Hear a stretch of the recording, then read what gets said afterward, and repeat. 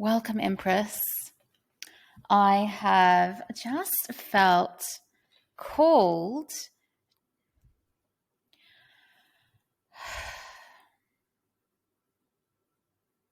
Okay, so I want to talk to you about money objections. And before I start, I want to really get in a space of feminine energy so that I can share really deeply with you the energetic stories behind money objections. So I want you to find a space. I want you to close your eyes. And I want you to really just settle in and listen to the stories I'm going to share with you. I want you to start feeling really calm, relaxed. Try and let any distractions that are currently going on in your life, just let them be. Don't let them affect you. So I want to talk about money objections. This is a topic that will come up in your day, literally every day of your life, for the rest of your life. And I really want to share with you what I've seen and how I can really help you think differently about these objections. So the energy of an objection, when you are speaking to a new client, a prospect, when you are just clearly just sharing your new business idea, it is very often that people will have an opinion or they'll throw an objection at you. And in Be Wealthy, we want to deep dive into this so that we can prepare you with a new way of thinking about this. So an objection is really a gift. It is like, if you can view it as a little facet of someone's identity. And it really is up to you to take this small spark and to help this person unravel why they would say something like that. So, for example, some of the money objections you might receive are things like, I don't have the money to invest. Okay? It's not the right time for me financially. I have my money in other places right now. I've already got a coach. I'm already doing this myself. I'd rather wait and learn free information and see how I go.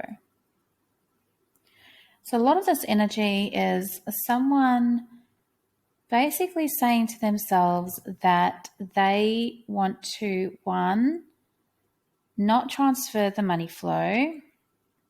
Two, maybe they don't actually see the value in the transfer. So money is a transfer of energy, it's a transfer of value. So maybe they're holding on to their money because they don't actually fully understand or fully see the value in the transfer of money. Three, being the right time. That is a very common excuse for people who are, feeling like saying yes, contributing money. They might not feel that they have in the past followed through on their money decisions. Maybe they've invested money in a coach and never actually set up systems and got benefit out of it. You really, really don't know.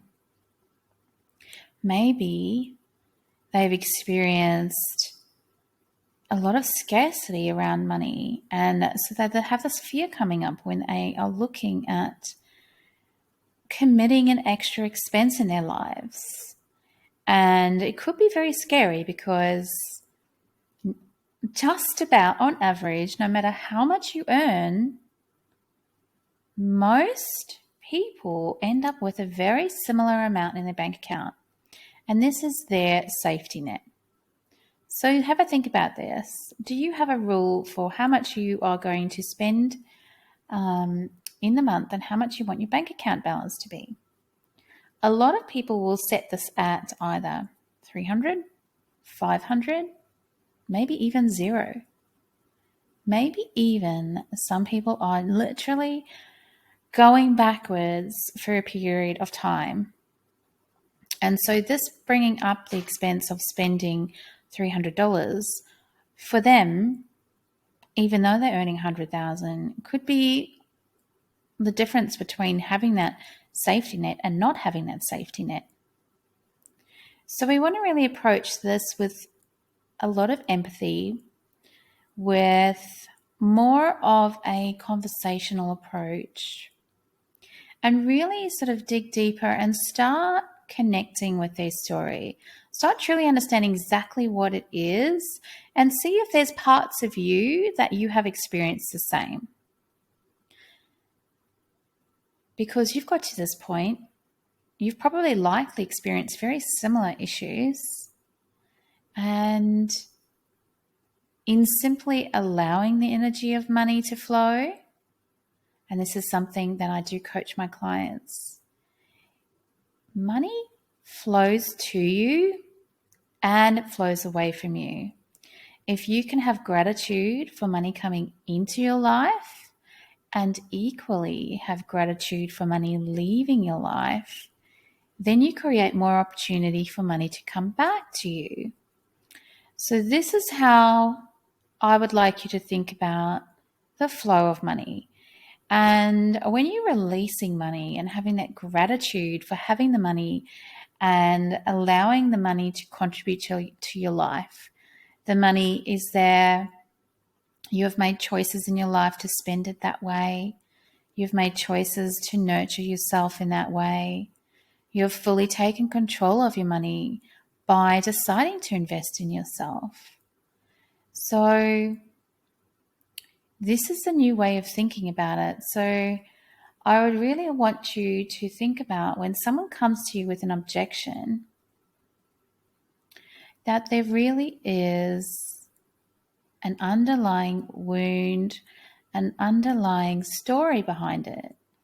And this is your opportunity to really get to know this person and to connect on another level. So I hope this sits well with you. I would love to know if this has sort of changed your concept around whether if someone, the first thing they say is a money objection and you run, maybe this may make you stick around for a bit to just truly understand a bit deeper, to perhaps even share a story of yours where you might have had that same objection. Or even just share a testimonial of someone else that you know that has experienced the very same thing. I can tell you, we have all as humans experienced many different stages in our lives, times of famine, times of scarcity, times of crisis, and this can appear financially in your life in many different ways. It could appear in your life when you suddenly get divorced and it wasn't expected. Maybe when a loved one dies suddenly and you weren't prepared. Maybe you've experienced domestic violence and had to leave with literally nothing but the clothes on your back, your car keys, and hopefully your phone. Maybe even you were overseas traveling and you had your passport and all your money stolen. Maybe you committed in the past to signing up to a big mentoring program with the idea that you would quickly monetize this, And maybe perhaps it's taking longer than you expected. And so the money going out is going out quicker than the money coming in. Maybe you've experienced the same thing. So I want you to really connect with your heart when someone has a money objection, and to really just center into the heart space. It's very easy for us to switch into the thought processes and more of the masculine problem solving side of ourselves. But this topic really has deeper roots in it. And if you can take the time to ask more questions, then you will truly get down to the true reason and be able to help someone to see the light at the end of the tunnel.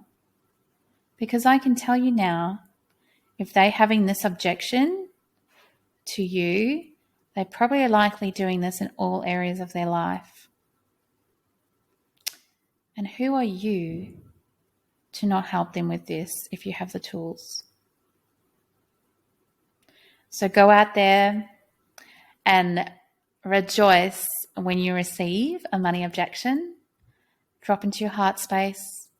And I hope you can approach this with the energetic love, compassion, and empathy that someone opening up their heart to you requires you to be in this space. I hope you enjoyed this, and I look forward to sharing more with you on this topic.